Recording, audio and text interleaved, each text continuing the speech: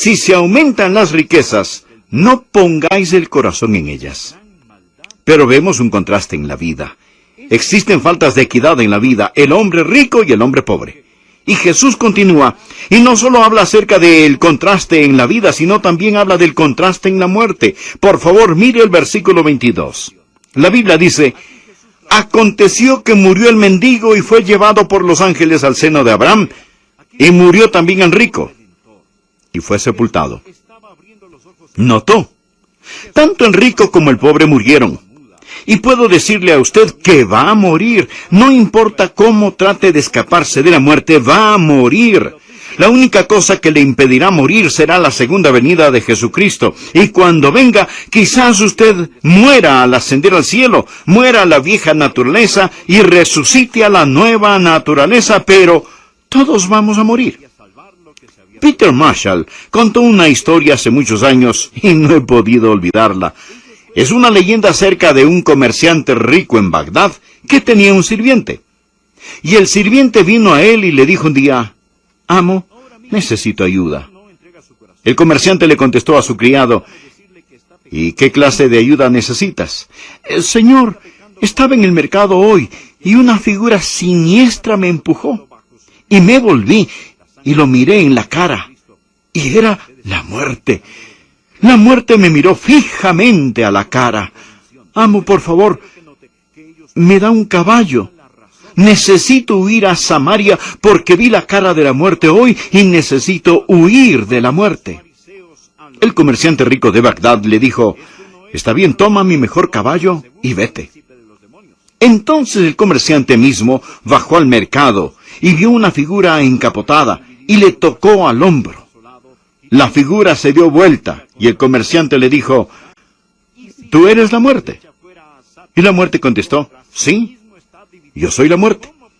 El comerciante dijo, muerte, quiero hacerte una pregunta. ¿Por qué asustaste a mi sirviente hoy? ¿Por qué le hiciste eso a mi criado? Y la muerte le respondió, lo siento, no quise asustarlo. Es que me sorprendió verlo aquí, porque tengo una cita con él mañana, en Samaria. Realmente nunca huiremos ni escaparemos de la muerte. Tarde o temprano todos moriremos. Bien, el mendigo murió, y estoy seguro que cuando murió lo recogieron y se lo llevaron. Y el hombre rico murió. Indudablemente cuando él murió hubo una diferencia. Él sintió un pequeño dolor en alguna parte de su cuerpo. Fue al doctor y le dijo, doctor, necesito que me examine bien.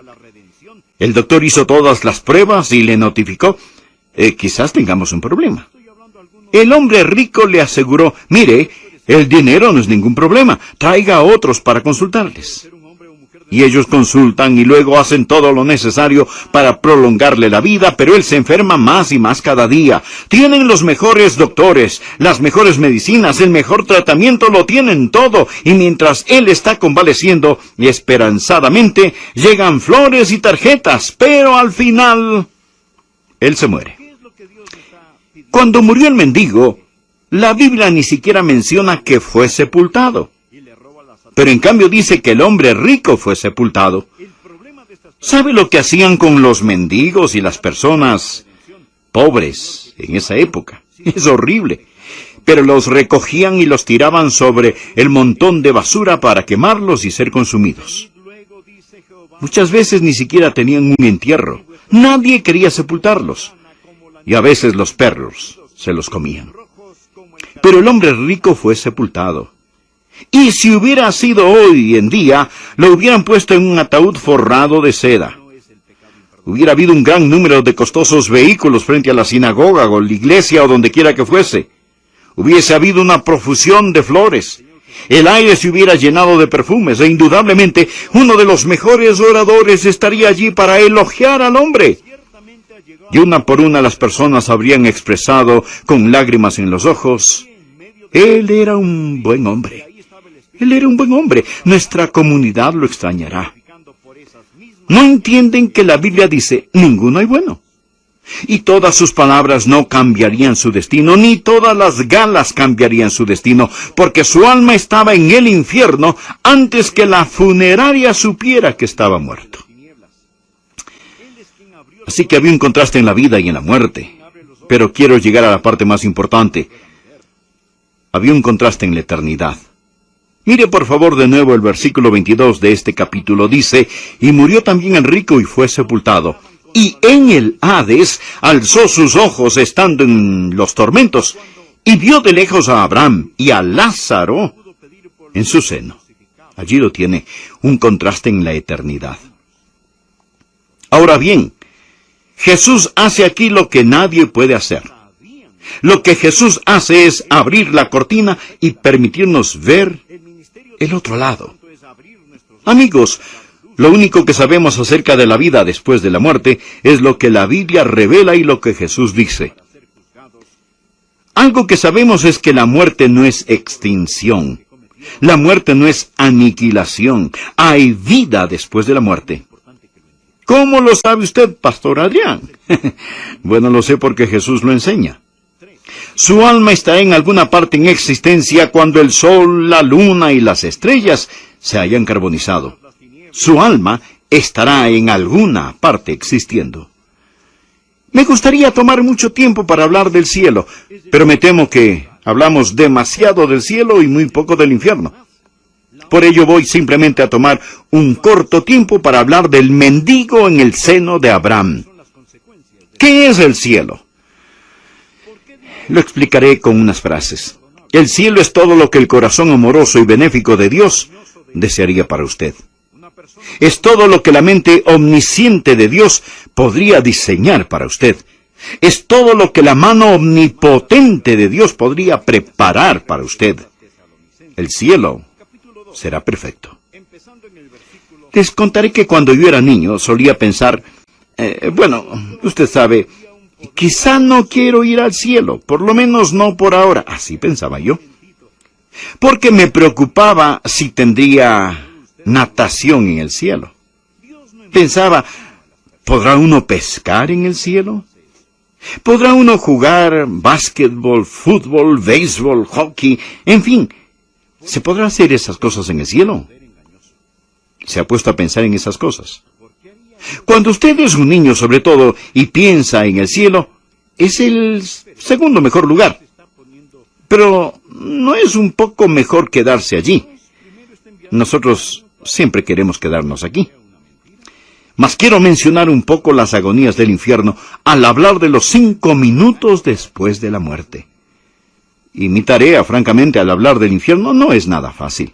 El infierno es el tema del hazmerreír y de la ridiculización. Hoy casi la única ocasión en que usted ve algo acerca del infierno es en las caricaturas. El predicador que habla acerca del infierno se lo ve como ignorante o cruel, o ambas cosas. Y usted dirá, bueno, Pastor Adrián no va a predicar acerca del infierno, ¿verdad? Pensé que usted era educado. ¿No ha ido usted a la universidad? Sí. Yo he asistido a la universidad, pero creo en el infierno. Permítame decirle por qué creo en el infierno, pero antes de decirle por qué creo en el infierno, le diré que el diablo está detrás de la enseñanza que dice que no existe el infierno. Porque el diablo sabe que si los hombres no entienden la enseñanza del infierno, no se prepararán para ir al cielo. No entregarán su corazón a Jesucristo. Y francamente, me tiene sin cuidado si todos los estudiosos y todos los predicadores y todos los científicos y todos los artistas y los estadistas y políticos y teólogos liberales dijeran que no hay infierno. No cambiaría una tilde ni una onza de lo que dice la palabra de Dios. Aquí está un hombre, demasiado tarde diciendo, envía a alguien a hablar a mis hermanos de esto. La miseria espiritual del infierno. Pero debo terminar este mensaje. Pero quiero decirles, mis amigos, escúchenme, existe un infierno. 5 minutos después de la muerte usted estará en el infierno y nunca saldrá de este. Para ir al infierno usted va a tener que esforzarse para llegar allí. Si va al infierno, usted tendrá que trabajar para ir al infierno. Le será más difícil ir al infierno que ir al cielo. Y se preguntará, ¿por qué dice eso? Usted tendrá que subir y pasar por encima de algunas montañas para ir al infierno. Tendrá que subir y pasar por encima de la palabra de Dios que le estoy predicando. Tendrá que subir y pasar por encima de su propia conciencia que le dice ahora mismo, quizás debo entregar mi corazón a Jesucristo y salvarme. Usted tendrá que subir y pasar por encima de la convicción del Espíritu Santo, porque mi esposa y yo hemos orado de la mano y le hemos pedido a Dios para que le hable a usted. Y sé que el Espíritu Santo de Dios está trabajando ahora. Si usted va al infierno, tendrá que subir y pasar por encima de la cruz ensangrentada de Jesucristo. Tendrá que subir y pasar por encima del monte del Calvario para ir al infierno. Usted tendrá que subir y pasar por encima de su propia sensatez para ir al infierno. Mi amigo, pero una vez que usted llegue allí, usted de allí no saldrá. ¿Dónde? Oh, ¿dónde estará mi espíritu 5 minutos después de que muera? Este puede ser el último mensaje del Evangelio que usted escuchará. Y quiero decirlo claramente, usted no tiene que ir al infierno. Usted puede salvarse. Dios le ama. Jesús murió en su lugar. Jesús le invita. Si en arrepentimiento y fe le entrega su corazón, el Señor Jesucristo le salvará y le mantendrá salvo por toda la eternidad. Así que, mi amigo, no juegue con su destino. La Biblia dice, cree en el Señor Jesucristo y será salvo. Le invito a que haga esta sencilla oración conmigo. Amado Dios, sé que tú me amas. Sé que quieres salvarme. Jesús, tú moriste para salvarme y prometiste salvarme si confiaba solo en ti. Así que hoy confío en ti. Te pido perdón. Soy pecador. Perdóname. En este momento, con todo mi ser, abro mi corazón y te recibo como mi Señor y mi Salvador. Gracias por salvarme, Señor Jesucristo.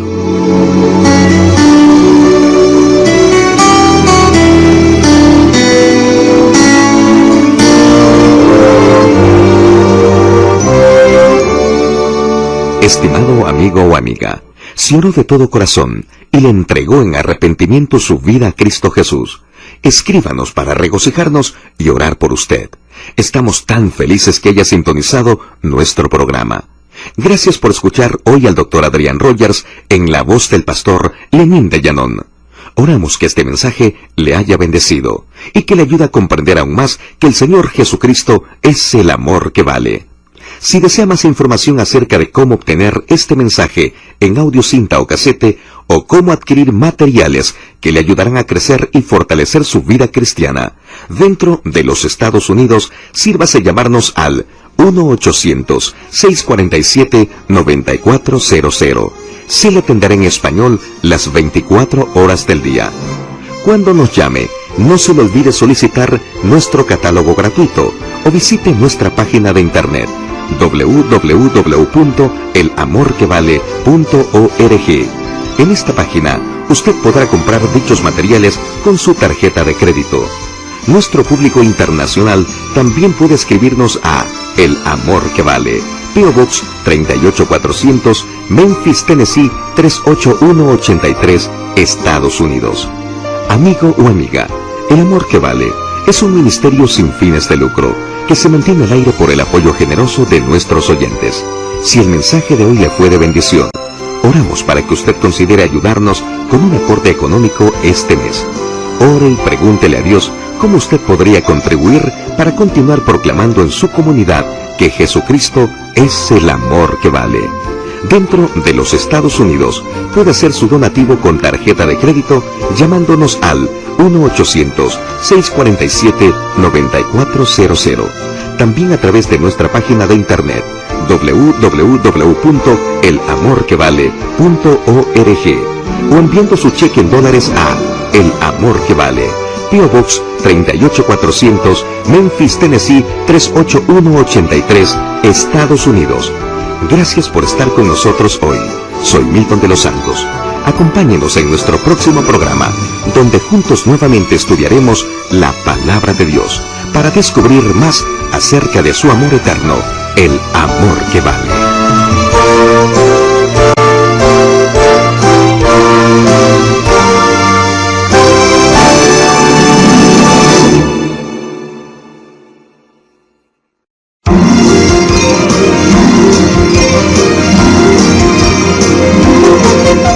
Existe una línea que no vemos, que cruza todo el camino. Esta es el límite oculto entre la misericordia y la ira de Dios. Y si usted pasa la fecha límite, habrá cometido el pecado imperdonable. Hola y bienvenidos a El Amor que Vale, con el profesor y pastor Dr. Adrián Rogers, en la voz del pastor Lenín de Llanón. Soy Milton de los Santos y les presento El Amor que Vale. ¿Sabía usted que hay un pecado imperdonable? Cuando hablamos de este pecado imperdonable, muchos nos imaginamos algo grande como el asesinato. Pero Dios perdona y restaura a quienes han matado. Quizá cruza por nuestra mente el robo, especialmente si es en grandes escalas. Sin embargo, Dios perdona y restaura al ladrón. ¿Acaso el adulterio? Tampoco. Entonces, ¿cuál es el pecado imperdonable? Hoy el Dr. Adrián Rogers nos explicará cómo algo que parece tan inocente como hablar mal puede constituirse en un pecado que no se perdona.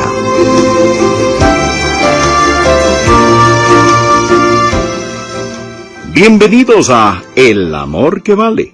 Estamos en una serie titulada La Encrucijada y el mensaje de hoy trata de un tema poco común, pero necesario: el pecado imperdonable. ¿Cuál es el pecado imperdonable? ¿Es algún pecado inmoral? ¿Es algún pecado intelectual? ¿Es algún juramento abominable que alguien hace? Puede estarse preguntando ahora mismo: ¿he cometido el pecado imperdonable, pastor? Creo que solo el hecho de que usted esté preocupado de haberlo cometido muestra que usted no lo ha hecho. Mas existe un pecado que cometido nunca será perdonado. Usted necesita escuchar este mensaje muy atentamente.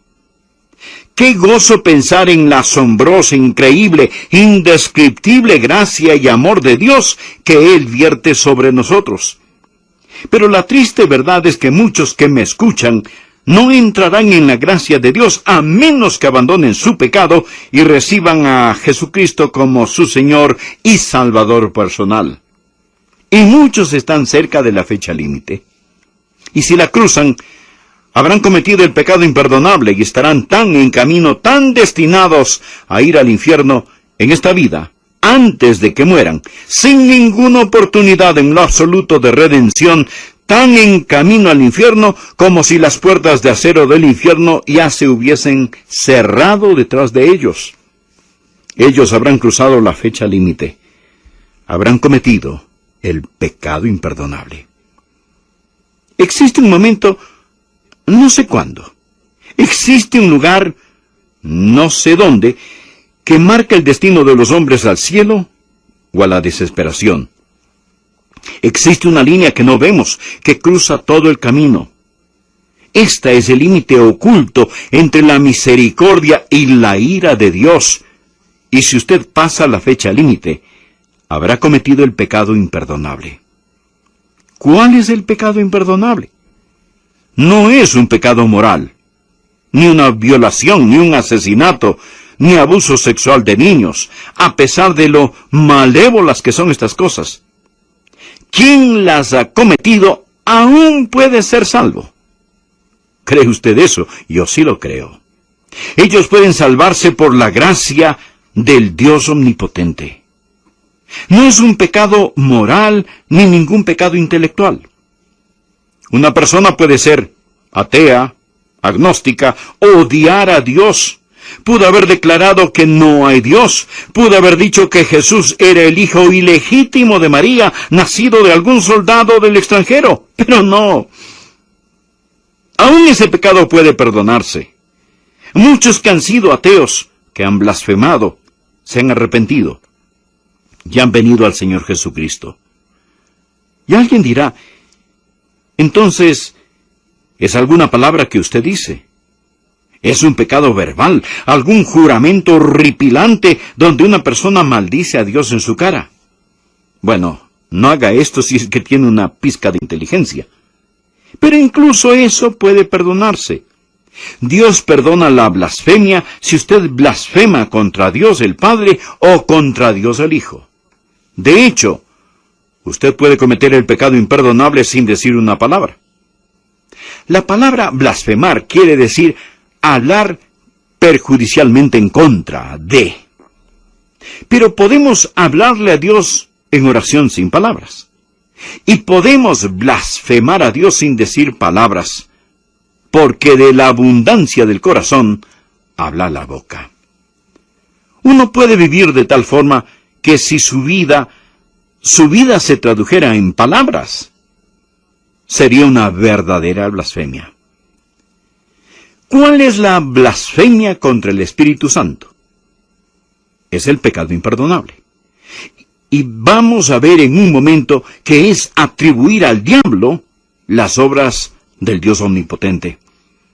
La blasfemia contra el Espíritu Santo, el pecado que nunca puede perdonarse, es un pecado que uno puede cometer y cometerá a sabiendas, intencionalmente, con sus ojos bien abiertos, y luego quedarán para siempre cerrados. Miremos por favor el trasfondo de la advertencia que Jesucristo ha dado. Mateo capítulo 12, versículo 22. Entonces fue atraído a él un endemoniado.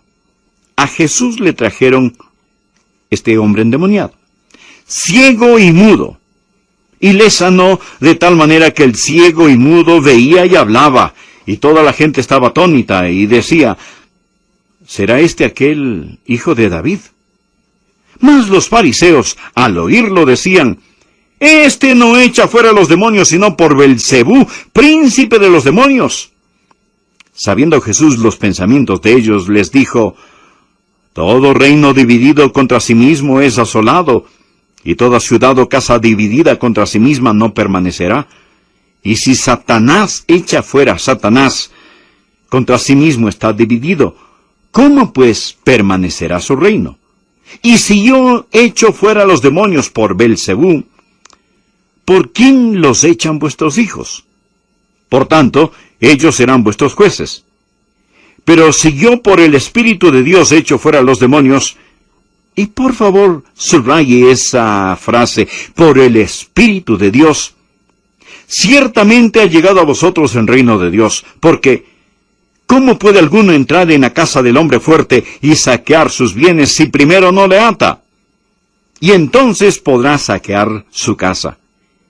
El que no es conmigo, contra mí es, y el que conmigo no recoge, desparrama.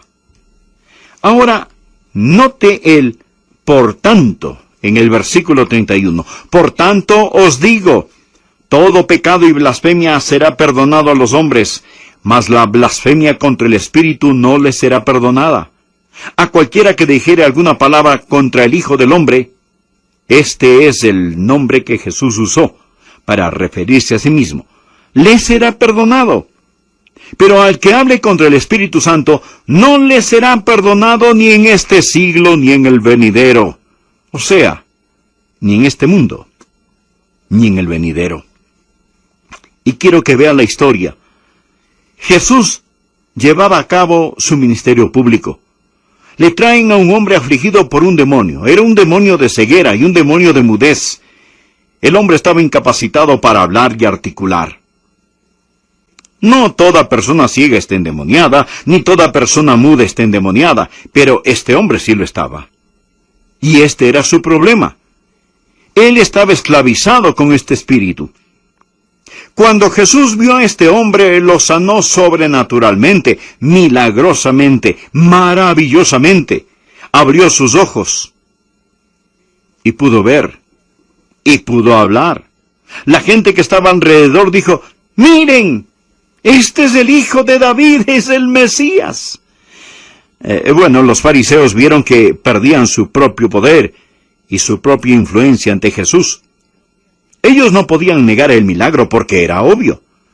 Todos conocían a este hombre antes, cuando él no veía, y sin embargo ahora sí podía hacerlo. Antes cuando él no podía hablar, y ahora sí podía hablar. Así que, como no podían negar el milagro, determinaron tratar de explicarlo. Y esto es lo que dijeron. Oh, sí, seguro.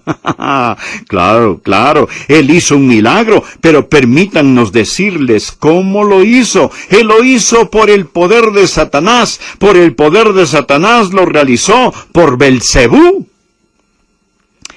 Esto es lo que dijeron del Señor Jesús.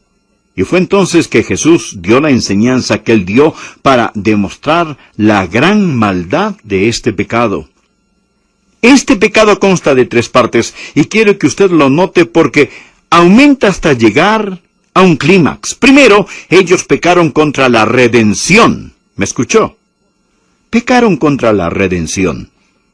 Aquí Jesús trabajaba contra el diablo. Jesús tomó a un hombre afligido por demonios y lo libera. Aquí vemos el amor redentor, Jesús, y demandaron su sangre. Ellos pecaron contra la redención. Ahora, amigo, si usted no entrega su corazón a Jesucristo, permítame decirle que está pecando contra la redención. Usted está pecando contra el que lo ama y quiere salvarlo. Usted está pisoteando bajo sus pies la sangre preciosa de Jesucristo, y usted está crucificándolo de nuevo. Primero pecaron contra la redención. Segundo, quiero que note que ellos pecaron contra la razón. Ellos sabían lo que hacían. Por favor, mire el versículo 24. Mas los fariseos, al oírlo, decían: Este no echa fuera los demonios, sino por Belcebú, príncipe de los demonios. Sabiendo Jesús los pensamientos de ellos, les dijo: Todo reino dividido contra sí mismo es asolado, y toda ciudad o casa dividida contra sí misma no permanecerá. Y si Satanás echa fuera a Satanás, contra sí mismo está dividido, ¿cómo pues permanecerá su reino? ¿Qué es lo que Jesús responde? El sentido común dicta que eso no es verdad. Una casa dividida contra sí misma no permanecerá. ¿Cómo echa Satanás fuera a Satanás? Jesús enseña: yo no estoy en colusión con el diablo. Estoy en colisión con él. El ladrón no vino sino para hurtar y matar y destruir, dijo Jesús. Yo he venido para que tengan vida, y para que la tengan en abundancia. El caso es este. Ellos sabían lo que hacían. Usted no llega a ser un fariseo siendo tonto. Estos hombres eran intelectuales, pero crucificaron su razón para crucificar a Jesucristo. Ellos no solo pecaron contra la redención, ellos pecaron contra la razón. Y tal vez estoy hablando a algunos de ustedes hoy. Usted puede ser un banquero, un abogado, un profesor. Usted puede ser un hombre o mujer de negocios. Mas, sin embargo, usted va a crucificar su razón y decir no a Jesucristo. He sido pastor por mucho tiempo para no entender que hay muchos que pisotean la razón hasta matarla a fin de salirse con la suya. Piense. ¿Qué es lo que Dios está pidiendo que deje? No es aquello que le hace daño o hiere y le roba la satisfacción que Él quiere que usted tenga. El problema de estas personas es que ellas no solo pecaron contra la redención, un Señor que quiso amarlos, sino que también pecaron contra la razón. Isaías 1, en el versículo 18 dice: Venid luego, dice Jehová, y estemos a cuentas. Si vuestros pecados fueren como la grana, como la nieve serán emblanquecidos. Si fueren rojos como el carmesí, vendrán a ser como blanca lana. Pero pecar contra la redención y pecar contra la razón no es el pecado imperdonable. Solo prepare el camino para este. Por favor, mire el versículo 28 y vea lo que el Señor Jesús dijo. Pero si yo por el Espíritu de Dios echo fuera a los demonios, subráyelo, por favor. Ciertamente ha llegado a vosotros el reino de Dios. Ahí estaba el Rey, de pie en medio de ellos, Jesucristo, y ahí estaba el Espíritu Santo de Dios trabajando a través de él y testificando por esas mismas señales que él era el Hijo de Dios. Su verdadera lucha fue con el Espíritu Santo. Jesús hizo lo que hizo por el Espíritu de Dios. El Espíritu Santo de Dios abre el velo de las tinieblas. Él es quien abrió los ojos de este hombre ciego y quien abre los ojos del Espíritu para que las personas puedan ver, para que puedan entender. Esto es lo que estaban haciendo. Estaban pecando contra la luz.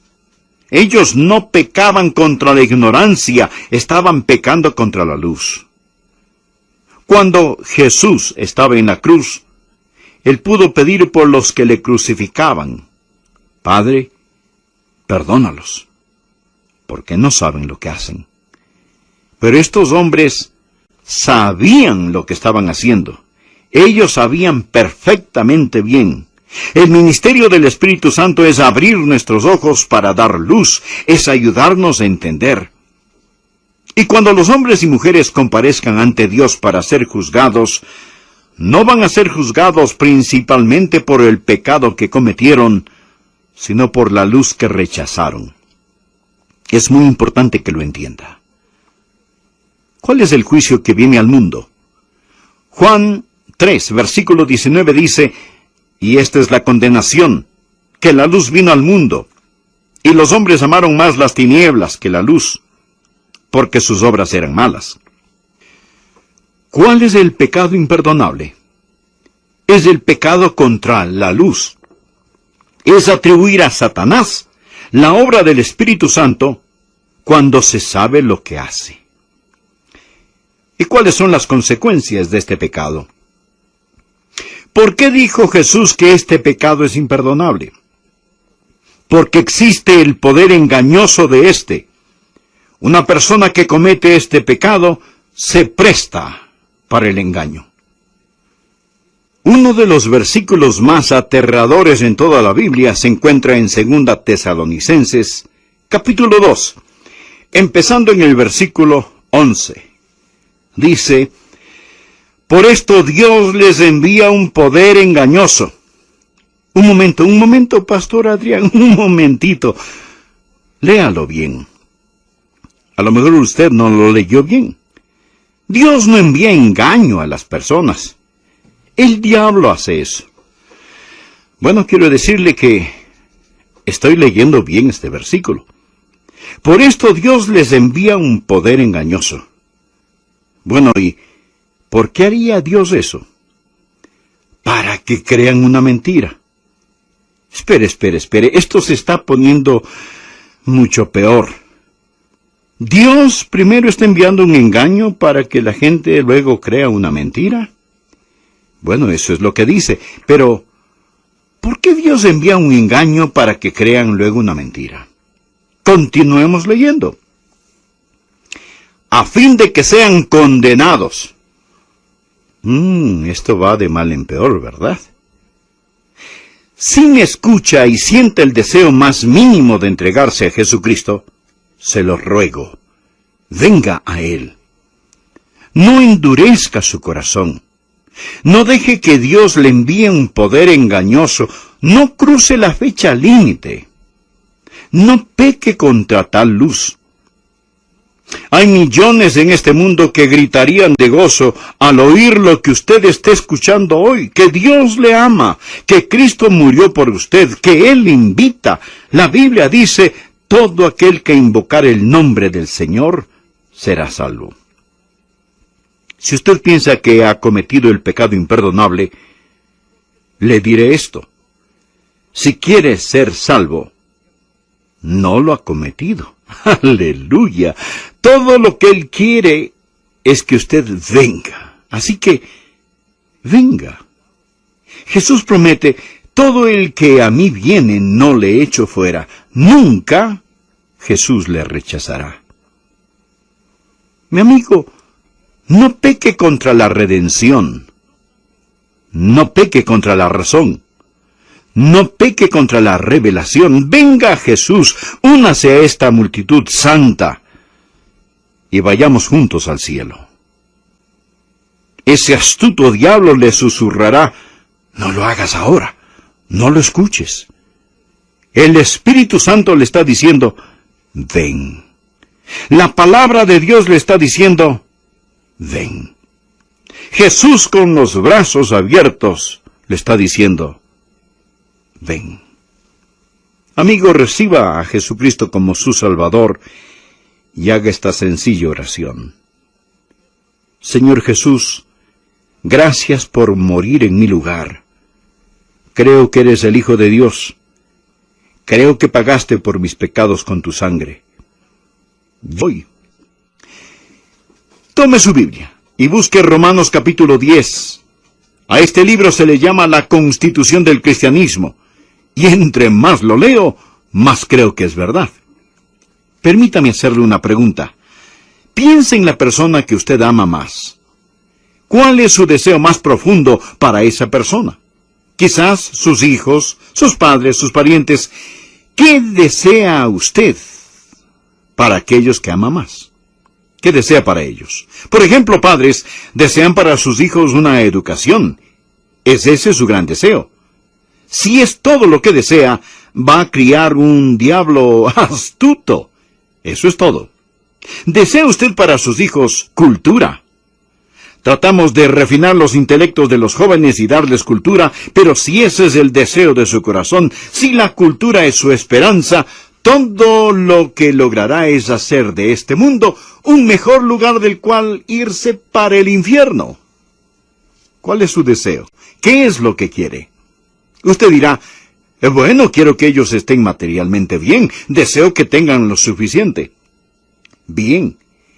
¿Qué diferencia habrá si tienen todo, y entonces mueren y resucitan en el juicio para comparecer ante un Dios que ellos no conocen? Verá, Jesús no vino como un gran filósofo, ni educador, ni economista, ni trabajador social.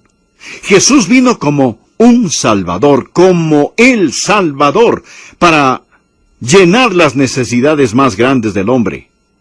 Y el deseo que debe tener para sus seres queridos es que esa necesidad sea satisfecha. La necesidad más grande del hombre es la necesidad de salvación. Escuche las palabras de Jesús en Lucas capítulo 19, versículo 10. Jesús dice: porque el Hijo del Hombre, Él se llamaba a sí mismo el Hijo del Hombre, el Hijo del Hombre vino a buscar y a salvar lo que se había perdido. Y el ángel, cuando el ángel anunció su nacimiento, dijo: llamará su nombre Jesús, porque Él salvará a su pueblo de sus pecados. Así que vamos a pensar un poco acerca de la salvación y vamos a estudiar el tema bajo 3 subtítulos. El primer encabezado es la justicia que Dios rechaza. Usted pensaría que Dios aceptaría la justicia. No es cierto. Pero hay una justicia que Dios rechaza. Y creo que en una congregación tan sofisticada como puede ser la congregación que me está escuchando, quizás el primer punto puede ser el que más necesita ser escuchado. Por favor, miremos Romanos 10, versículo 1. Dice: hermanos, ciertamente el anhelo de mi corazón y mi oración a Dios por Israel. De paso, Israel era la nación más religiosa sobre la faz de la tierra en aquellos tiempos. Ciertamente el anhelo de mi corazón y mi oración a Dios por Israel es para salvación. Porque yo les doy testimonio de que tienen celo de Dios, pero no conforme a ciencia. Porque ignorando la justicia de Dios, amigo, usted dice que la educación es costosa. Pues deseo decirle que la ignorancia es más costosa que la educación. Y procurando establecer la suya propia, no se han sujetado a la justicia de Dios, porque el fin de la ley es Cristo, para justicia a todo aquel que cree. Porque de la justicia que es por la ley, Moisés escribió así: el hombre que haga estas cosas, vivirá por ellas. Pero la justicia que es por fe. Haré una pausa aquí por un momento. Permítame decirle que hay cierta justicia que Dios rechaza. Y la justicia que Dios rechaza es la justicia propia. Cuando un hombre pretende ser justo por las obras de la ley, guardando los 10 mandamientos, siendo una muy buena persona, una persona inmejorable, haciendo buenas obras, Dios rechaza esa clase de justicia. Ahora, ¿por qué Dios la rechaza? Bien, porque Dios es santo. Y Dios, siendo un Dios santo, no puede tolerar ningún pecado, ninguno en lo absoluto. Y el mejor hombre es pecador, y lo mejor que el hombre puede ofrecer no es suficiente delante de Dios. El hombre siempre hace las cosas al revés, siempre al revés. Por ejemplo, la Biblia dice, crean y sean bautizados. ¿Y qué es lo que hace el hombre? Bautiza a bebitos con la esperanza de que algún día lleguen a creer. La Biblia dice, por ejemplo, que los adultos deben llegar a ser como niños. ¿Y qué es lo que hacemos? Un niño pasa al frente a entregar su corazón a Jesús, y a ese pequeño niño le hacemos preguntas para adultos. Y si el pequeño no puede contestar preguntas para adultos, le decimos, no, tú no estás listo. Mas Dios dice que el adulto es quien debe llegar a ser como un niño, y llegar a él con la fe de un niño. La Biblia dice, buscad primeramente el reino de Dios y su justicia. ¿Y qué hace la mayoría? Buscamos lo material primero y ponemos a Dios en segundo plano, y luego nos preguntamos por qué esto no funciona. Buscad primeramente el reino de Dios y su justicia, y todas estas cosas os serán añadidas. Ahora, ¿de qué sirve todo? ¿De qué sirve de que todo vaya de maravilla para usted, con la excepción de lo principal? Y así eran las personas en los tiempos de Pablo, porque ignorando la justicia de Dios y procurando establecer la suya propia, no se han sujetado a la justicia de Dios. Escúcheme, se lo voy a decir claramente. La salvación no es un premio para el justo, es un regalo para el culpable. Si no entiende esto, no será salvo. La salvación no es una meta por alcanzar, es un regalo que debe recibir. El corazón de Pablo simplemente estaba lleno de compasión por estas personas. Él dijo que ellos eran ignorantes de la justicia de Dios y procurando establecer la suya propia, no se han sujetado a la justicia de Dios. Y muchos llegarán a una iglesia y quizás dirán, ¿sabe? Necesito cambiar mi manera de vivir, voy a cambiar mi estilo de vida, quiero ponerme en paz con Dios, y empiezan a querer reformarse a sí mismos. Eso es lo que muchas personas hacen. Tratan de establecer su propia justicia y dicen, yo no hago esto, yo no hago aquello. ¡Qué buena persona que soy! Jesús hablaba a los líderes religiosos de su época cuando dijo, el anhelo de mi corazón y mi oración a Dios por Israel es para salvación. Él tenía principalmente a los líderes religiosos en mente y a los fariseos. Suponga que fuera el pastor de una iglesia llena de fariseos. Permítame decirle cómo sería esa iglesia. Primero, ellos asistirían más fielmente que muchos de ustedes. Número 2, todos diezmarían. Número 3, vivirían exteriormente vidas limpias, puras y morales. Número 4, estarían muy ocupados trabajando para la iglesia. Parece una buena iglesia, ¿no es así? Oh, se me está olvidando el número 5. Todos irían rumbo al infierno. Todos irían rumbo al infierno. ¿Por qué? Porque ignorando la justicia de Dios y procurando establecer la suya propia, no se han sujetado a la justicia de Dios. Así que, el primer punto es este, la justicia que Dios rechaza. La peor forma de maldad es lo mejor del ser humano, cuando lo mejor del ser humano es un sustituto para el nuevo nacimiento. Ahora el segundo punto que quiero que usted vea. No solo es la justicia que Dios rechaza, sino también la justicia que Dios revela. Existe una justicia y Dios ha revelado esa justicia. Leamos el versículo 6. Pero la justicia que es por la fe dice así.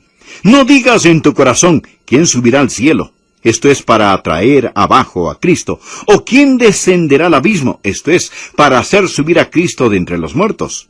Mas, ¿qué dice? Cerca de ti está la palabra en tu boca y en tu corazón. Esta es la palabra de fe que predicamos. Existe una justicia que Dios rechaza, mas gracias a Dios, existe una justicia que Dios revela. Y Él lo menciona en los versículos del 6 al 8. Escuche. Si usted no es creyente, permítame decirle que usted está tan cerca de ser salvo. No puedo decirle cuán cercana está la salvación suya. Desearía tener mejores palabras para decírselo. Usted puede pensar que le falta mucho para salvarse, pero no, usted está muy cerca. Mire el versículo 8, más que dice, cerca de ti está la palabra, cerca de ti. ¿Cuán cercana está? Está en su boca, está en su corazón. No tiene que irse de safari para encontrar la salvación. Tenga cuidado con lo que hace con ella porque está allí. Y en un momento vamos a ver, puesto que está ahí, en su corazón y en su boca, qué necesita hacer. Porque usted necesita creer con su corazón y confesar con su boca.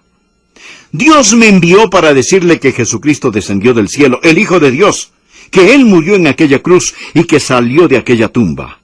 Él resucitó. Y la palabra está en su corazón y en su boca, lista hoy para que usted la reciba y se salve. ¿No son estas buenas nuevas? Existe la justicia que Dios rechaza y existe la justicia que Dios revela. Ahora permítame mostrarle la justicia que Dios recibe. ¿Qué debe hacer usted? Continuemos leyendo. El versículo 9, aquí está. Esto es lo que Dios recibirá. Mírelo.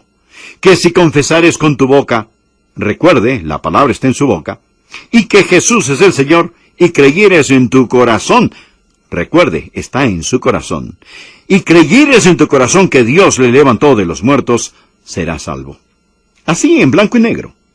Porque con el corazón se cree para justicia, pero con la boca se confiesa para salvación. Pues la Escritura dice, todo aquel que en él creyere no será avergonzado. Porque no hay diferencia entre judío y griego, pues el mismo que es Señor de todos es rico para con todos los que le invocan. Bien, la justicia que Dios recibe es esta. Todo se centra alrededor de Jesucristo. Mire el versículo 9 y permítame decirle lo que usted debe hacer con Jesús. Escuche, présteme atención. Está su destino eterno aquí. Estamos hablando de usted, de su alma. Hablo del cielo y del infierno. Preste atención. No permita que el diablo saque esta palabra de su boca y de su corazón hoy. Escúcheme. Primero usted debe confesar a Cristo como el Señor que reina en su vida, el Señor que reina. He escogido esa palabra, reina, muy cuidadosamente. Note el versículo 9. Si confesares con tu boca que Jesús es el Señor, Jesús es el Señor. El señorío de Jesús es la confesión central de la iglesia cristiana. ¿Por qué Jesús vino a esta tierra? ¿Por qué sufrió, derramó su sangre y murió en la cruz? Ponga al margen lo siguiente, Romanos 14, versículo 9. Porque Cristo para esto murió y resucitó y volvió a vivir para ser Señor, así de los muertos como de los que viven. Esa es la razón por la cual Jesús vino a esta tierra. Sufrió, murió, resucitó para poder ser Señor. ¿Y qué está haciendo Dios? Filipenses 2, versículos del 9 al 11 dicen, por lo cual también Dios le exaltó hasta lo sumo. Está hablando de Jesús. Y le dio un nombre que sobre todo nombre, para que en el nombre de Jesús se doble toda rodilla de los que están en los cielos, y en la tierra, y debajo de la tierra, y toda lengua confiese que Jesucristo es el Señor para la gloria de Dios Padre. De algún modo tenemos la idea de que Cristo es solo el Salvador. Y usamos esa frase, oh, ¿le gustaría aceptar a Cristo como su Salvador? Amigos, yo he sido culpable de decirlo. Pero ese no es el lenguaje neotestamentario. El Nuevo Testamento no dice acepte a Cristo como su Salvador. Él es Salvador y Él es Cristo. Pero el Nuevo Testamento dice confiese a Cristo como Señor, que si confesares con tu boca que Jesús es el Señor. De vez en cuando alguien dirá algo como esto. ¿Sabe? Cuando era niño recibí a Jesús como mi Salvador, y eso dejó establecido si iba al cielo o al infierno. Y ahora le he hecho mi Señor. Lo siento mucho. Quiero decirle que si Él no es su Señor, Él no es su Salvador. La salvación no es una cafetería donde decimos, bueno, creo que hoy tendré un poco de Salvador, pero nada de señorío, gracias. No, mi amigo, Jesús es el Señor. Él es el Salvador y Él salva. Pero amigo, usted no puede tener lo que Él da a menos que lo reciba como lo que Él es. Él es el Señor. ¿Alguna vez se ha bajado usted del trono y ha puesto a Jesucristo allí? ¿Ha conocido a alguien que dice, bien, Señor Jesús, te tomo como mi Salvador? Gracias. Eso está hecho. Ahora regreso a mi viejo estilo de vida. Oh, sí, Señor, yo te veré algún fin de semana. Y, Señor, si necesito algo o si estoy enfermo, entonces sí te llamaré.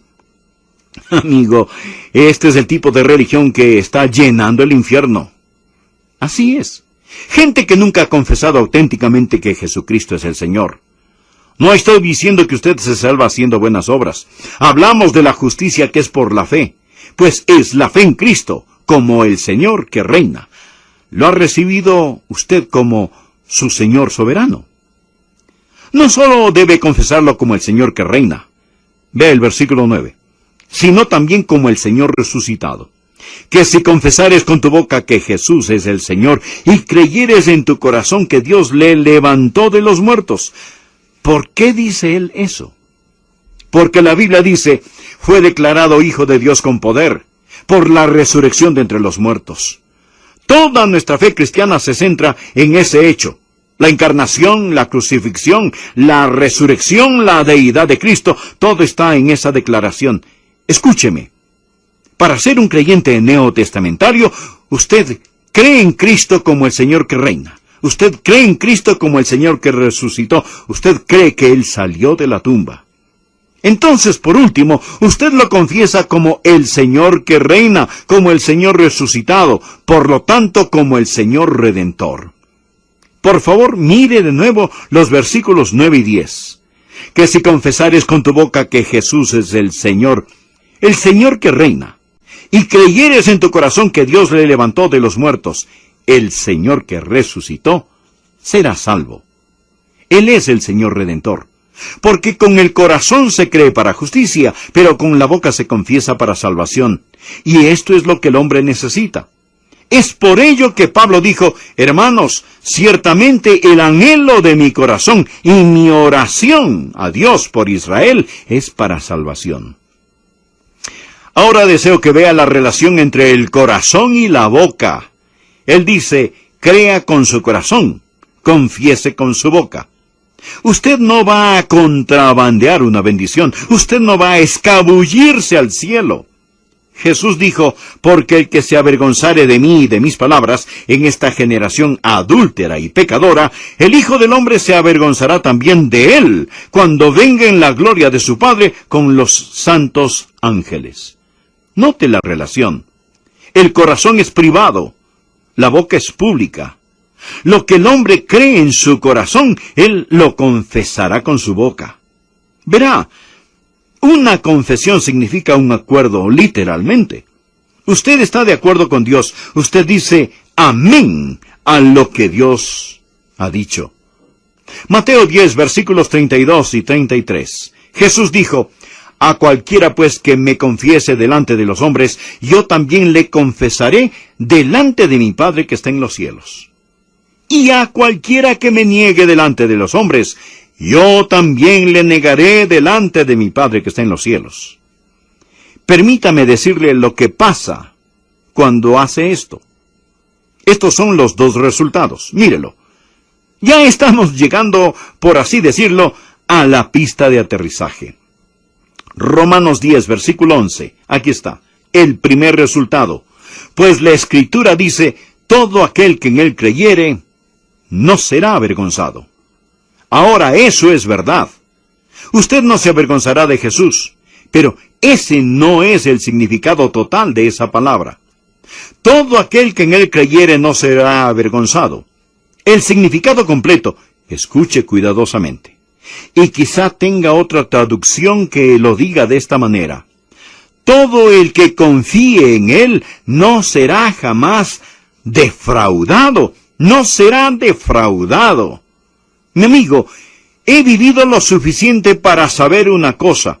Yo nunca Nunca he conocido, y creo que nunca conoceré, a ninguna persona que cierta y verdaderamente se haya entregado a Jesucristo y que Jesucristo le haya defraudado. Por lo tanto, hay solo una forma para que usted se salve, y es si entrega su corazón al Cristo que murió por usted en aquella cruz. La Biblia dice: cree en el Señor Jesucristo y será salvo. Y Dios me envió para decirle que usted necesita salvarse y Él le salvará. Y quiero que usted lo confiese hoy como el Señor que reina, que ha resucitado y que es Redentor, el Señor Jesús. Por favor, ore conmigo. Querido Dios, yo sé que tú me amas. Usted tiene a Jesús en sus manos. Jesús es inevitable, ineludible. Él es un hecho de la historia, no solo del pasado, sino del presente. Usted tiene a Jesús en sus manos. ¿Qué puede hacer usted con Jesús? Usted puede aceptarlo o rechazarlo, puede coronarlo o crucificarlo, puede confesarlo o negarlo, pero usted no puede quedarse neutral. Usted sabe que Poncio Pilato era el gobernador de Judea cuando Jesús fue condenado y juzgado digno de muerte, y fue sentenciado a morir sobre aquella cruz. Pilato tenía a Jesús ante él, y él tenía que tomar una decisión concerniente al Señor Jesucristo. Y aquí está la gran pregunta que se encuentra en Mateo 27, versículo 22. Pilato preguntó: ¿qué pues haré de Jesús, llamado el Cristo? ¿Y qué tiene que ver esto con nosotros?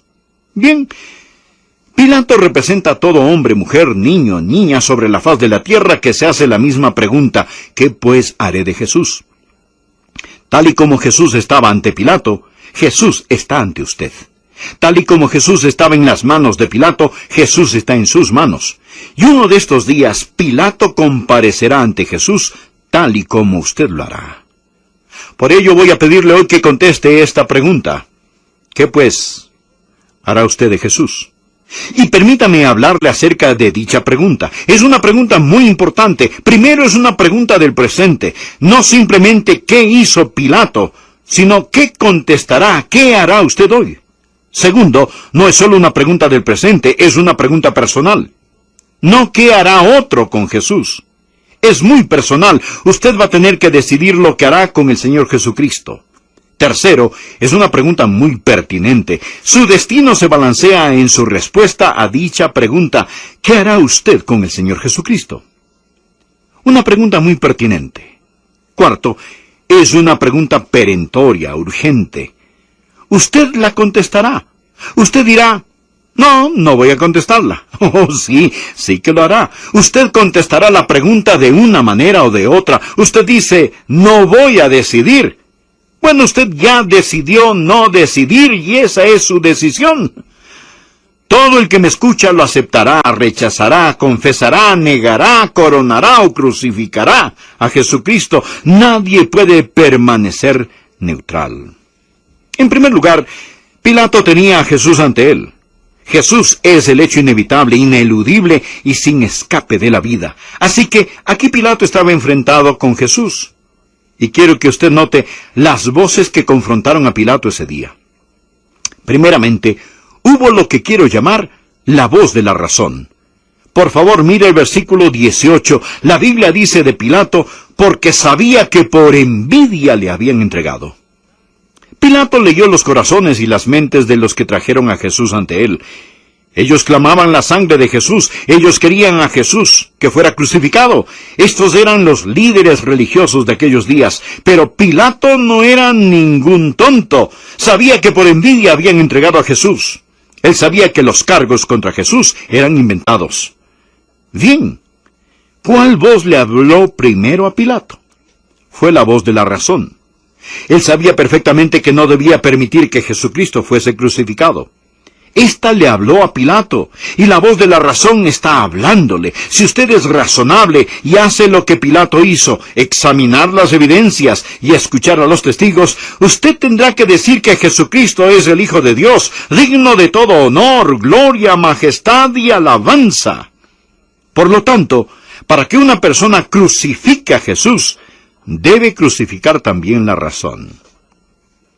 El escritor cristiano C.S. Lewis nos enseñó que Jesucristo es una de tres personas. Este es un tridilema. Primero, ¿era Jesús un mentiroso? Alguien que sabía que no era Dios, pero pretendió serlo por alguna razón. ¿Cree que Jesús era un mentiroso? O segundo, si él no era un mentiroso, ¿estaba loco? ¿Era un demente que pensó que era Dios, pero no lo era? ¿Era un maniático culpable de megalomanía, o era él el Señor? O tercero, ¿era él quien dijo que era y declaró ser? Esas son sus tres opciones. Escoja: mentiroso, Señor o lunático. ¿Qué le dice la razón? La voz de la razón confrontó a Pilato. Pero hubo otra voz que confrontó a Pilato, y fue la voz de un ser querido. Mire por favor el versículo 19. Y estando él sentado en el tribunal, su mujer le mandó decir: no tengas nada que ver con ese justo, porque hoy he padecido mucho en sueños por causa de él. De algún modo la esposa de Pilato estaba en contacto con Dios, y Dios le habló y ella fue a advertírselo a Pilato. ¿Hay alguien que no haya tenido a un ser querido que le hable acerca de Jesús? Quizás su padre, su madre, su hermano o hermana. ¿Hay algún hombre cuya esposa amorosa con lágrimas le ha suplicado que reciba a Jesucristo? Verá, hubo voces que confrontaron a Pilato. La voz de la razón, la voz de un ser querido, y le diré otra voz que lo confrontó, y esa fue la voz de su propia conciencia. La conciencia de Pilato tronaba dentro de él. Él sabía que Jesús era inocente. Leamos el versículo 23. Y el gobernador dijo: pues, ¿qué mal ha hecho? Pero ellos gritaban aún más diciendo: ¡sea crucificado! Viendo Pilato que nada adelantaba, si no se hacía más alboroto, tomó agua y se lavó las manos delante del pueblo. Él se sentía sucio, mugriento. Él se sentía que de algún modo él estaba ensuciándose con este asunto. Pilato, en su conciencia, sabía que lo que hacía estaba mal, y así muchos hacen hoy. Usted nunca ha entregado su corazón a Jesús. La razón le dice que debe hacerlo. Sus seres queridos le dicen que debe hacerlo, y su propia conciencia retumba en su alma diciéndole que usted necesita hacer lo correcto con el Señor Jesús. Pero hubo otra voz que le habló a Pilato, y esa fue la voz de la que realmente quiero hacer énfasis. Esa fue la voz del propio Señor Jesucristo. Jesús le habló a Pilato. Anoten el margen. Juan, capítulo 18, versículo 37. Le dijo entonces Pilato: «¿Luego tú eres rey?» Respondió Jesús: «Tú dices que yo soy rey. Yo para esto he nacido y para esto he venido al mundo, para dar testimonio a la verdad. Todo aquel que es de la verdad oye mi voz». Pilato oyó la voz de Jesús. Usted dirá: «Bien, pastor, yo nunca he oído la voz de Jesús». Oh, sí que la ha oído. Acaba de escucharla. La leí de la palabra de Dios. Es la voz de Jesucristo, tanto como si Jesucristo estuviese de pie aquí en persona hablándole. Y usted refutará: «No, yo le escucho a usted, pastor». No, usted no está escuchándome a mí. Yo soy simplemente el mensajero. Yo estoy entregando el mensaje. Jesús es quien le habla desde las páginas de su palabra, y hoy usted enfrenta la voz de Jesús. Hubo voces que confrontaron a Pilato, pero los principales sacerdotes y los ancianos persuadieron a la multitud que pidiese a Barrabás. Pilato era un político.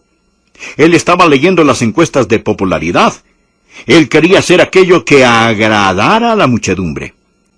Marcos capítulo 15, versículo 15 dice: «Y Pilato, queriendo satisfacer al pueblo, le soltó a Barrabás y entregó a Jesús después de azotarle para que fuese crucificado». Imagíneselo. Queriendo satisfacer al pueblo, permitió que Jesús fuese azotado y crucificado. La opinión pública. La opinión pública, eso fue lo que moldeó a Pilato. Pero le diré algo más que controlaba a Pilato. Y es este asunto del orgullo. Pilato era un hombre muy orgulloso. Leemos en Juan capítulo 19, versículo 9, cuando Jesús compareció de nuevo ante el juez Pilato. Y entró otra vez en el pretorio y dijo a Jesús: ¿De dónde eres tú? ¿De dónde eres tú? Mas Jesús no le dio respuesta. Ahora escuche esto. Entonces le dijo Pilato: ¿A mí no me hablas? ¿No sabes que tengo autoridad para crucificarte y que tengo autoridad para soltarte? Aquí tenemos a un egocéntrico, Pilato. En realidad, lo que él le dijo fue: ¿por qué callas? ¿No sabes que quien te está hablando es el gobernador? Y yo puedo hacer que te crucifiquen, así como puedo dejarte libre. Es muy obvio que Pilato era un egotista. Pero me fascina lo que Jesús le dijo. Jesús dijo: ninguna autoridad tendrías contra mí si no te fuese dado de arriba. Gloria a Dios por eso. Mas la presión principal que Pilato tenía sobre él era la presión de la posición y las posesiones. Verá, Pilato tenía un trabajo suave. Era el gobernador. Y lo que ponía comida sobre su mesa dictaba su conducta. Si él no tomaba la decisión políticamente correcta, si él no hacía lo políticamente correcto, él podría perder su trabajo. Por favor, anote en su margen Juan 19, versículo 12. Desde entonces procuraba Pilato soltarle, pero los judíos daban voces diciendo: si a éste sueltas, no eres amigo de César. Todo el que se hace rey, a César se opone. Pilato pensó: bueno, ellos pueden ir a Roma o pueden enviar un mensaje y decir que estoy asociándome con otro rey. Y todos sabemos que solo César es señor alrededor de aquí.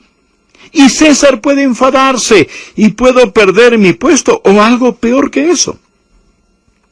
Y quizás usted tenga miedo de entregar su corazón a Jesucristo y hacer lo que usted sabe que debe hacer porque puede costarle. Puede costarle un ascenso, puede costarle algunas de sus posesiones materiales. Usted dirá: pero pastor, uno tiene que vivir. No, mi amigo. Uno tiene que morir. Y después tenemos que comparecer ante Dios. Ahora quiero que note el veredicto que lo condenó. ¿Cómo trató de esquivar la responsabilidad? ¿Cómo trató de desentenderse del asunto? Primero, él hizo lo que muchos tratan de hacer, y eso es simplemente ignorar a Jesús. De algún modo, ponerlo en espera, hacerlo a un lado. Juan capítulo 18, versículo 31 dice: entonces les dijo Pilato: tomadle vosotros y juzgadle según vuestra ley. Y los judíos le dijeron: a nosotros no nos está permitido dar muerte a nadie. Bien, ¿qué significa todo esto? Ellos llevaron a Jesús a Pilato y dijeron: mire, queremos que usted ejecute a este hombre. Pilato preguntó: ¿y qué es lo que ha hecho? Bueno, él dice que es el Mesías. Él dice que es Dios. Pilato responde: oh, tómenlo ustedes y júzguenlo según su ley. Pilato pensó que quizá podía ignorar a Jesús, y quizás hoy algunos de ustedes ya decidieron ignorar al Señor. Usted dirá: eso es para otro tipo de gente, eso es para todos ustedes los religiosos, no me molesten con eso. Usted piensa que simplemente ignorar a Jesús es la solución. Eso es lo que Pilato trató de hacer. Él trató de ignorar a Jesús, pero Jesús es inevitable e ineludible. Y el Jesús que trata de ignorar hoy, un día usted lo enfrentará en el juicio. Segundo, no solo Pilato trató de ignorar a Jesús, sino que trató de pasarle a otro la decisión. Y cuando oyó que Jesús era de Galilea, entonces dijo: Herodes es el rey de Galilea. Simplemente dejen que Herodes tome la decisión. Lucas 23, versículos 6 y 7. Entonces Pilato, oyendo decir Galilea, preguntó si el hombre era Galileo. Y al saber que era de la jurisdicción de Herodes, le remitió a Herodes, que en aquellos días también estaba en Jerusalén. Herodes era el rey de Galilea, y Pilato dijo: está bien, simplemente dejaré que otro decida esto. Esta es una pregunta personal. El pecado es personal, y también lo es su decisión, y nadie puede tomarla por usted, ni su papá, ni su mamá, ni su sacerdote, ni su pastor, ni nadie, ni ningún político. Nadie puede tomar esta decisión por usted, ni puede pasar la decisión a otro. Usted tiene que tomar una decisión. Y cuando Pilato envió a Jesús a Herodes, Herodes solo lo devolvió a Pilato, y Pilato tenía a Jesús de nuevo en sus manos. Lo tercero que hizo, y creo que es lo más despreciable, él trató simplemente de admirar a Jesús. Él pensó que si decía algunas trivialidades acerca de Jesús, si él pudiera decir algunas cosas bonitas acerca de Jesús, entonces quizá todo estaría bien. En Lucas 23, versículos 14 y 15, les dijo: «Me habéis presentado a este hombre como un hombre que perturba al pueblo. Pero habiéndole interrogado yo delante de vosotros, no he hallado en este hombre delito alguno de aquellos de que le acusáis. Y ni aun Herodes, porque os remití a él, y he aquí, nada digno de muerte ha hecho este hombre». Piénselo. Pilato permitió que Jesús fuese crucificado, quien con sus propias palabras podía soltar o crucificar a Jesús. Él dijo esto: «Yo no encuentro en él ningún delito». Y aún así, permitió que lo crucificaran. ¿Sabe lo que él estaba haciendo? Él pensó que si decía algunas cosas buenas acerca de Jesús, eso sería más que suficiente. Présteme atención, quiero decirle algo importante. Hubiera sido mejor para Pilato haber encontrado delito en Jesús, o haber pensado que encontró culpa en Jesús, que no encontrar ningún delito en él y permitir que fuera crucificado. Hubiera sido mejor que Pilato hubiera sido un pagano que nunca oyó hablar de Jesús que decir: «No he hallado delito en este hombre», y luego admirarlo, y luego permitir que lo crucificaran. ¿Sabe que muchos tratan este truco? Dicen: «Oh, creo que Jesús era un gran hombre. Creo que Jesús era un gran maestro». Mi amigo, escúcheme. No es suficiente el solo recordar a Jesús. Usted debe arrodillarse ante Jesús. No es suficiente tan solo decir: «Yo no hallo delito en él», y pensar que por consiguiente usted está bien, porque si no haya delito en él, y aún sin encontrar culpa no lo acepta, si no lo recibe como su Señor y Salvador, ¿qué tipo de bribón es usted? Ahora, por último, la última cosa que Pilato hizo que lo declaró tan culpable. Existía el veredicto que lo condenó. Fue que él trató de permanecer neutral. Él pensó que tan solo con lavarse simplemente las manos, todo este asunto desaparecía. Miren los versículos del 22 al 24. Pilato les dijo: «¿Qué pues haré de Jesús, llamado el Cristo?». Todos le dijeron: «Sea crucificado». Y el gobernador les dijo: «Pues, ¿qué mal ha hecho?». Pero ellos gritaban aún más, diciendo: «Sea crucificado». Viendo Pilato que nada adelantaba, sino que se hacía más alboroto, tomó agua, ahora escuche esto, y se lavó las manos delante del pueblo, diciendo: «Inocente soy yo de la sangre de este justo, allá vosotros». Lo que él pensó fue: «Miren, estoy lavándome las manos de todo este asunto. No estoy diciendo sí, no estoy diciendo no. Es su decisión. Yo soy neutral». Usted no puede permanecer neutral acerca de Jesús.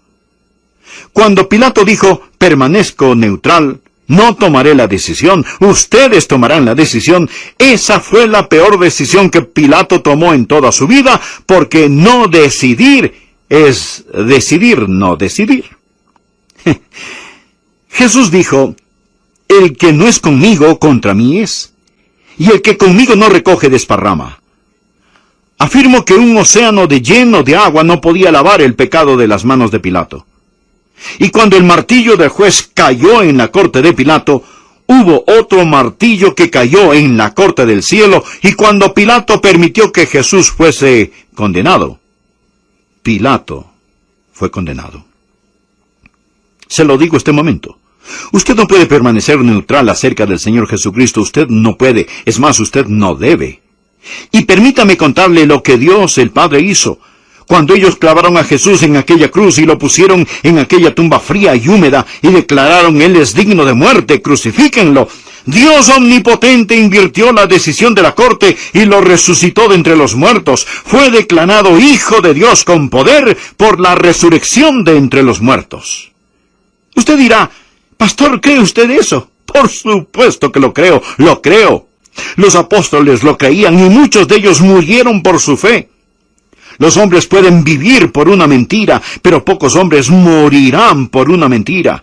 Los hombres dicen mentiras para salirse de problemas, no para meterse en problemas, mas los apóstoles estaban totalmente convencidos que Jesús había salido de aquella tumba. ¿Ha hecho usted una decisión por Cristo? ¿Qué hará usted con Cristo? Le invito a orar así: Señor Jesús, creo que eres el Hijo de Dios. Creo que diste tu vida por mí en la cruz, y en este instante te recibo como mi Señor y Salvador. Y porque creo y porque te recibo, no me avergonzaré de ti. Pilato permitió que el orgullo, la opinión pública, su posición y posesiones fueran un obstáculo. No lo serán para mí. Te recibo, Jesús, y te confieso públicamente como mi Señor y Salvador. Gracias. Gracias por salvarme.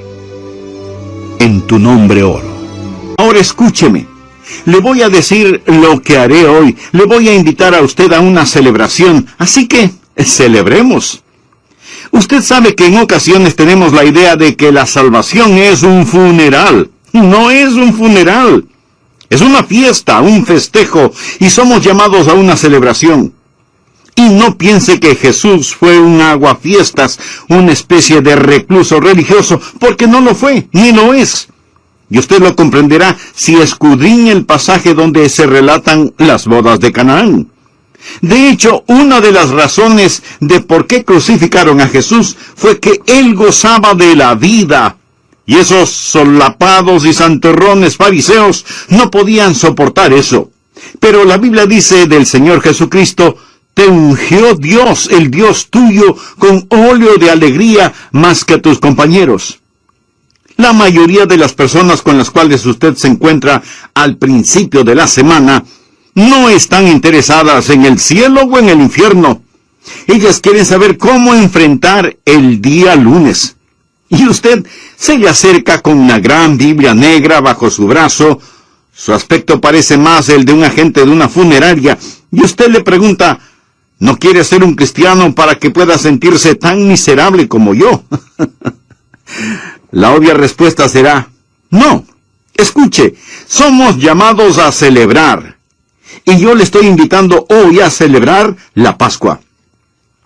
¿Alguna vez ha pensado en un cristiano celebrando la Pascua?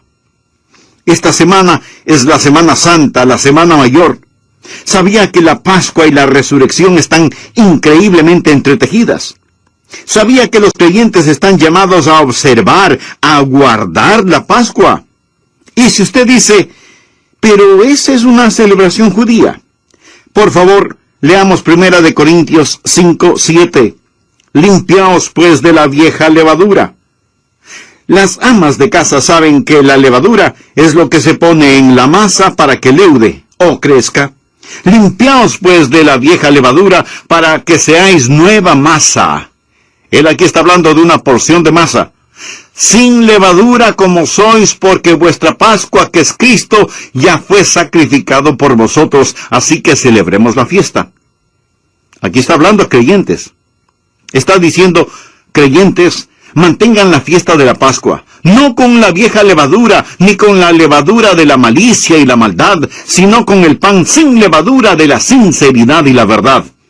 Así que debemos celebrar, y la Pascua es una celebración, y debemos mantenerla tanto como los judíos deben hacerlo. ¿Pero de qué se trata la Pascua? Bueno, tiene que ver con un cordero. Déjeme darle el trasfondo histórico. La mayoría de ustedes pueden saberlo, otros no. Los judíos estaban esclavizados en la tierra de Egipto. Egipto en la Biblia simboliza el pecado. representa el mundo, la carne y el diablo. El faraón, el rey de Egipto, representa al mismo diablo. La esclavitud en la cual se encontraba el pueblo judío representa la carne que nos mantiene esclavizados, y la tierra de Egipto representa el mundo. Los judíos eran esclavos del mundo, de la carne y del diablo, pero Dios dijo: ustedes son mi gente, mi pueblo escogido, los voy a sacar de Egipto y los voy a llevar a Canaán.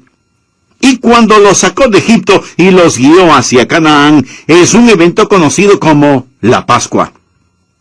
Y Dios envió plagas sobre la tierra de Egipto, y la última y más grande plaga fue cuando el ángel de la muerte pasó por sobre toda la tierra de Egipto, matando al primogénito de cada familia, a menos que el dintel de la puerta de la casa estuviera cubierto con la sangre de un cordero. Si ellos sacrificaban un pequeño cordero y con su sangre cubrían los postes de la puerta de la casa, cuando el ángel de la muerte pasó por la tierra de Egipto, Dios dijo: cuando vea la sangre, pasaré sobre esa casa. De ahí proviene la palabra Pascua, y tiene que ver con un pequeño cordero llamado el Cordero Pascual. Amigo, piense acerca de un cordero. ¿Hay algún animal más gentil que un cordero? ¿Alguno más débil que un cordero? ¿Alguno más indefenso que un cordero? Sin colmillos, sin garras, no puede correr, sin fortaleza. Un cordero es tan gentil, tan humilde, hasta parece que se presenta él mismo para el sacrificio. Como cordero al matadero. Nunca contraataca. Un cordero parecería decir: ¿tienes hambre? Mátame y cómeme. ¿Tienes frío? Trasquílame, y con mi lana téjete ropa. Un pequeño cordero. Recuerde que el símbolo de Egipto no era un cordero, era una serpiente. Mire algunas de las películas de Hollywood. Ahí está el faraón. ¿Y qué hay en la corona del faraón? Una serpiente. Mire el cetro que tiene el faraón. ¿Y qué hay en el extremo del cetro del faraón? Una serpiente enroscada, una serpiente venenosa, poderosa, del cordero que va a destruir a la serpiente. El pequeño cordero lo sacará, y de ese evento es que tenemos la Pascua. Primero, quiero que note en Éxodo 12 lo que voy a llamar nuestra redención profetizada. Nuestra redención profetizada. El Antiguo Testamento es un libro profético. Nos dice que alguien viene, habla del Señor Jesucristo. Leamos los primeros 6 versículos de Éxodo 12. Habló Jehová a Moisés y a Aarón en la tierra de Egipto, diciendo: este mes os será principio de los meses. Para vosotros será este el primero en los meses del año. Dios les dijo: les voy a dar un comienzo completamente nuevo. Amigo, ¿le gustaría a usted un comienzo completamente nuevo? Este día puede ser el primer día del resto de su vida espiritual. Se lo repito, usted puede tener hoy mismo un comienzo totalmente nuevo. Este puede ser el primer día de su vida espiritual. Versículo 3. Hablad a toda la congregación de Israel, diciendo: en el 10 de este mes tómese cada uno un cordero según las familias de los padres, un cordero por familia. Mas si la familia fuere tan pequeña que no baste para comer el cordero, entonces él y su vecino inmediato a su casa tomarán uno según el número de las personas. Conforme al comer de cada hombre, haréis la cuenta sobre el cordero. Ahora note cómo en el versículo 5 el cordero es identificado y descrito. El animal será sin defecto, macho de 1 año. Lo tomaréis de las ovejas o de las cabras. Y lo guardaréis hasta el día 14 de este mes, y lo inmolará toda la congregación del pueblo de Israel entre las 2 tardes. Saltemos ahora hasta el versículo 11. Y lo comeréis así, ceñidos vuestros lomos, vuestro calzado en vuestros pies, y vuestro bordón en vuestra mano, y lo comeréis apresuradamente. Es la Pascua de Jehová. Quiero decirle algunas cosas acerca del cordero, y oro porque Dios las escribe en su corazón. Primero, el cordero pascual fue un cordero sin defecto. sin cicatrices, sin costras, sin heridas, sin partes extras ni que le falte ninguna parte. Un cordero perfecto. Un pequeño cordero, macho, sin defecto. Cualquier mancha, cualquier insignificancia hubiera descalificado al cordero. El cordero pascual era un cordero sin defecto, y más tarde el sacerdote lo examinaría en el templo antes de sacrificarlo para asegurarse de que no tenía ningún defecto. Segundo, no solo era un cordero sin defecto, debía ser un cordero para sacrificio. Note Éxodo 12, versículo 6. Y lo guardaréis hasta el día 14 de este mes, y lo inmolará toda la congregación del pueblo de Israel entre las 2 tardes. El 14 de abril, a las 3 de la tarde, el padre de familia levantaría la barbilla de ese pequeño cordero, le estiraría el cuello y con un afilado cuchillo le cortaría la garganta. La vena yugular sería cortada, y esa roja sangre se la recogía en un lebrillo. ¿Cuál era la lección que Dios estaba enseñando a su gente hace ya tanto tiempo? Es una de las grandes y fundamentales verdades en la palabra de Dios. Sin derramamiento de sangre no se hace remisión. ¿Por qué? Porque en la sangre está la vida, y la paga del pecado es muerte. Así que debe haber un sacrificio por el pecado, y eso demanda la vida de un inocente. Y en tercer lugar, el cordero pascual fue un cordero salvador. Y tomarán de la sangre, y la pondrán en los 2 postes y en el dintel de las casas en que lo han de comer. Y tomad un manojo de hisopo, y mojadlo en la sangre que estará en el lebrillo, y untad el dintel y los 2 postes con la sangre que estará en un lebrillo, y ninguno de vosotros salga de las puertas de su casa hasta la mañana. Dios le dice al padre de la casa: cuando haya sacrificado al pequeño cordero, pon la sangre en un lebrillo y consigue un hisopo. Sabe, he visto el hisopo muchas veces en la Tierra Santa. Es una especie de hierba que crece en las paredes con pequeñas flores blancas en racimos. Un manojo de hisopo es como una brocha. Dios dijo: moja el hisopo en la sangre y unta con ella la puerta de tu casa, el dintel y los postes, y la gente que viene a la casa pasará por la sangre. Quédate en tu casa hasta la mañana, mientras el ángel de la muerte pasa por sobre la tierra. Así que cada persona que entraba en la casa tenía que pasar por la sangre que estaba en la puerta. Es muy importante que entienda esto. Dios dijo: cuando vea la sangre, pasaré sobre ti. Ahora, suponga que ellos hubieran dicho: pero Señor, eso es muy sangriento. Bueno, les diré lo que vamos a hacer.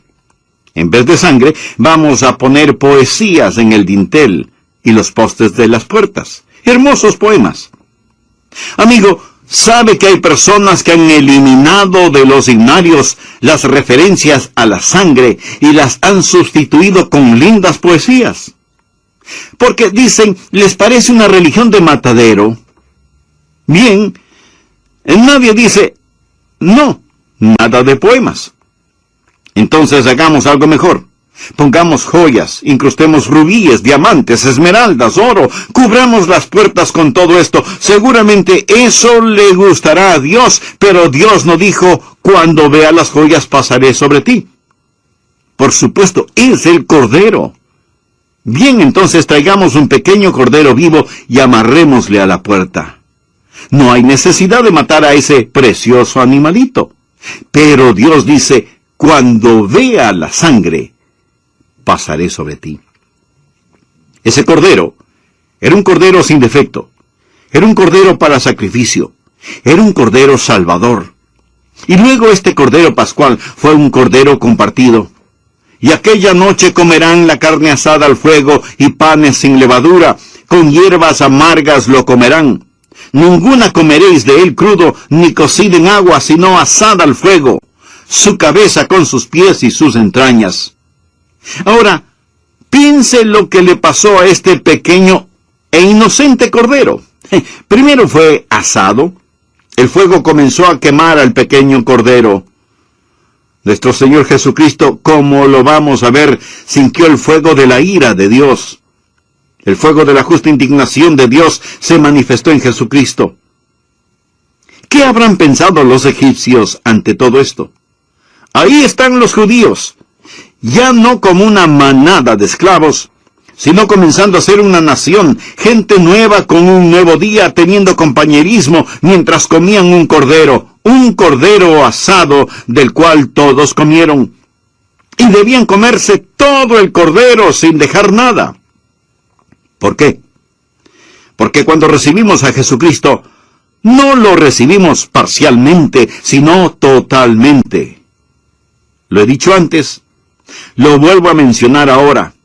Algunas personas dicen, yo tengo a Jesús como mi Salvador, ahora lo haré mi Señor. Mi amigo, no es así el asunto.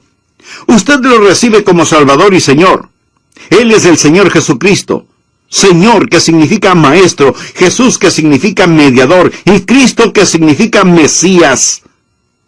Hay que comerse todo el cordero. Usted recibe al Señor Jesucristo.